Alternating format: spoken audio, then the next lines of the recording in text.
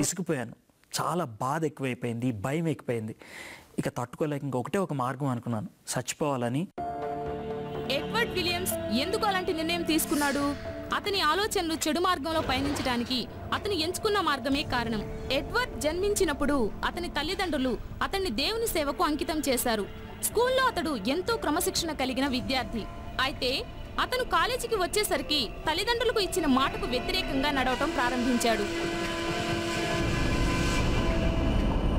సినిమాలకు వెళ్ళటం, ఆ తర్వాత సిగరెట్లు తాగటం, మందు తాగటం, ఆ తర్వాత చివరికి ఇంజెక్షన్స్ తీసుకోవడం మొదలుపెట్టాను. డ్రగ్స్ కొనాలంటే అతనికి డబ్బు కావాలి. అందుకోసం అతను అప్పటి వరకు చేయని పనులకు పాల్పడ్డాడు. వాళ్ల నాన్న పర్సులోంచి డబ్బులు కొట్టేయటం మొదలుపెట్టాడు. మమ్మీ ఆ రోజు రాత్రి నన్ను బయటికి తీసుకెళ్ళి కూర్చోపెట్టి అడుగుతా ఉంది, 20 రూపాయలు ఎవరు తీసుకున్నారని. మొదట నాకు తెలీదమ్మా అని చెప్తా ఉన్నాను. కొద్దిసేపు నాకు చెప్పు అని అన్నప్పుడు ఇక నేను ఒప్పుకోవాల్సి వచ్చింది. ఎందుకనంటే మమ్మీ బాగా ఏడుస్తుంది. ఇంకప్పుడు ఒప్పుకున్నాను, అవునమ్మా నేనే అని. ఆ తర్వాత మమ్మీ నన్ను క్షమించు అని అంటే, నేను నిన్ను క్షమిస్తే నీ సమస్య పోద్దా అని ప్రశ్న వేస్తే నాకు చాలా ఆశ్చర్యం అనిపించింది. మమ్మీ ఇట్లా అంటుంది ఏంటని.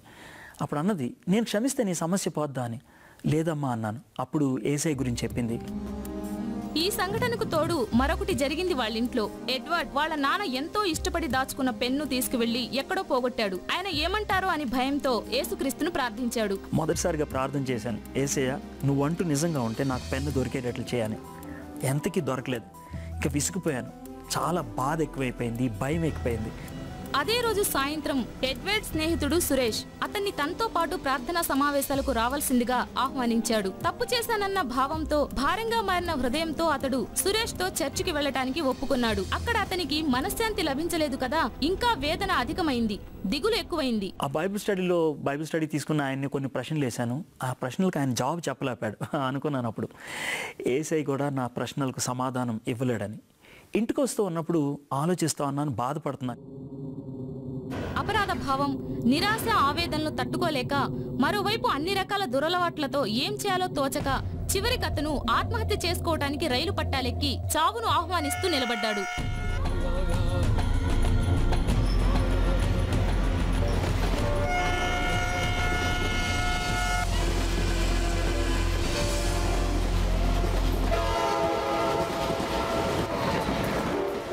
చాలా ఆశ్చర్యం. వెనక నుంచి నా ఫ్రెండ్ సురేష్ నన్ను పట్టుకొని వెనక్కి లాగుతూ ఉన్నాడు. అడుగుతూ ఉన్నాడు, ఎందుకురా చచ్చిపోదాం అనుకుంటున్నామని. ఆ సమయంలో చెప్పాను నాకున్నటువంటి బాధ గురించి. ఏసై గురించి చెప్పడం మొదలుపెట్టాడు సురేష్. ఏసై నీ సమస్యను పరిష్కరిస్తాడని. నేను అన్నాను, ఏసయ్య పరిశుద్ధుడు, నా దగ్గరికి ఎలా వస్తాడు? నేను చాలా చెడ్డోడిని, నేను పాపిని అని అంటే, లేదు ఏసయ్య ప్రేమమయుడు అన్నాడు. మనం చేసిన పాపాన్ని తన మీద వేసుకొని మనకు బదులుగా ఆయన శిక్షను అనుభవించడం బట్టి ఇటు ప్రేమను అటు పవిత్రతను రెండాటిని కూడా తృప్తిపరచగలిగాడు. ఎప్పుడైతే సురేష్ ఈ మాటలు చెప్పాడో అప్పుడు ఆలోచించడం మొదలుపెట్టాను, నిజమే కదా, ఏసయ్య మన సమస్యను పరిష్కరించగలడని. తన కష్టాలు తొలగించుకునే మార్గం దొరికిందని ఎడ్వర్డ్కి ఆ క్షణంలోనే బోధపడింది. ఆ తర్వాత నేను ప్రార్థన చేశాను. మొట్టమొదటిసారిగా ఏసయ్య నేను పాపిని అని నా పాపాలు ఏసై దగ్గర ఒప్పుకున్నాను. ఎప్పుడైతే ఆ విధంగా ప్రార్థన చేశానో నాకు తెలియకుండా నాలోంచి బరువును ఎవరో తొలగించినట్లు నాకు అనిపించింది. గొప్ప స్వేచ్ఛను అనుభవించాను, చాలా సంతోషించాను. ఆ రోజు రాత్రి ఎడ్వర్డ్ తన ధైర్యాన్నంతా కూడగట్టుకుని వాళ్ళ నాన్నకు ఉత్తరం రాశాడు. అందులో అన్ని విషయాలు వివరంగా రాశాడు. దాన్ని వాళ్ళ నాన్న రూంలో పెట్టి వచ్చాడు. మనసు నిండా భయంతో అతను తన తండ్రి స్పందన కోసం ఉదయం వరకు వేచి ఉన్నాడు. పొద్దునే వచ్చి డాడీ నన్ను లేపుతున్నారు. చాలా భయం వేసింది, డాడీ వచ్చి నన్ను లేపుతున్నారని. డాడీ గుడ్ మార్నింగ్ అని చెప్పి నీ ఉత్తరం చదివాను అని అన్నారు. డాడీ అని అంటే ఏం భయపడద్దు. అప్పుడు డాడీ ఒక మాట చెప్పారు, చేపలు పట్టడానికి వెళ్ళినప్పుడు ఎర్ర పోతేనే కానీ చేప దొరకదు, అదేవిధంగా పెన్ను పోయింది కానీ నువ్వు నాకు దొరికావు అని చెప్తే నాకు చాలా సంతోషం వేసింది. నిజంగా యేసయ్య నా జీవితంలో అప్పటి నుంచి పనిచేస్తున్నాడని నాకు అర్థమైంది. మేనేజ్మెంట్ కోర్సును పూర్తి చేసిన ఎడ్వర్డ్ ఓ కంపెనీలో చేరాడు. అయితే దేవునికి తన జీవితం పట్ల వేరే ప్రణాళిక ఉందని అతనికి తొందరలోనే అర్థమైంది. దేవుడు నాలో ఒక భారాన్ని పెట్టాడు, పరిచర్య చేయాలి, పరిపూర్ణ పరిచర్య చేయాలని. అయితే ఇంకో పక్కన ఉద్యోగం చేస్తున్నాను. ఈ రెండింటి మధ్యన చాలా కాలం తబ్బిబ్బు అవుతూ ఉండేవాడిని, ఏది చేయాలి ఏది చేయకూడదని. 1989 సంవత్సరంలో దేవుడు ఖచ్చితంగా నువ్వు నాకు కావాలి అని అడిగినప్పుడు నేను పరిపూర్ణ సేవకు నా జీవితాన్ని సమర్పించుకున్నాను. 1990లో UESI అనే సంస్థలో నేను పరిపూర్ణ సేవకు జాయిన్ అయ్యాను. South Asia institute of advance Christian స్టడీస్లో థియాలజీని అభ్యసించాడు ఎడ్వర్డ్. చివరికి అతడు బెంగళూరులో స్థిరపడ్డాడు. అతనికి భార్య క్రిస్టి, 2 అమ్మాయిలు ఉన్నారు. CBN ద్వారా తెలుగులో వారం వారం ప్రసారం చేస్తున్న టీవీ కార్యక్రమం నిరీక్షణ ద్వారా ఎడ్వర్డ్ విలియమ్స్ అందరికీ సుపరిచితం. ఆయన చొరవ, ఉత్సాహం వల్ల ఎందరో తమ జీవితాల్ని మెరుగుపరుచుకుని యేసుక్రీస్తు కృపకు పాత్రులయ్యారు.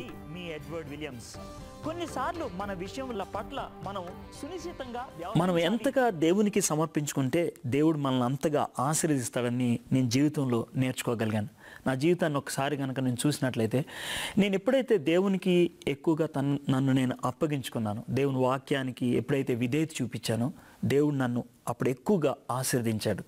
అవిధేయతతో దేవునికి దూరం అవుతున్నప్పుడు దేవుడు వేరు పద్ధతుల ద్వారా దేవుడు తన దగ్గరికి తెచ్చుకోవడానికి ప్రయత్నం చేశాడు. కొన్నిసార్లు క్రమశిక్షణ పద్ధతిని ఉపయోగించాడు. కానీ ఎప్పుడైతే దగ్గరికి వచ్చానో, విధేయత చూపించానో ఆశీర్వదించాడు. కాబట్టి ఈ దినాన్ని మీకు చెప్పగలిగేది ఒక్కటే, దేవుని వాక్యానికి విధేయత చూపించినట్లయితే ఖచ్చితంగా మీ జీవితంలో ఆశీర్వాదాన్ని అనుభవించగలుగుతారు. ఎడ్వర్డ్ తన జీవితంలో ముఖ్యమైన గుణపాఠాన్ని కష్టపడే నేర్చుకున్నాడు. ఆయన తన అనుభవాల్ని, ఆశీర్వాదాల్ని ఇతరులతో పంచుకుంటున్నాడు. చివరికి తన తల్లిదండ్రుల ప్రమాణాన్ని ఆయన నిజం చేశాడు.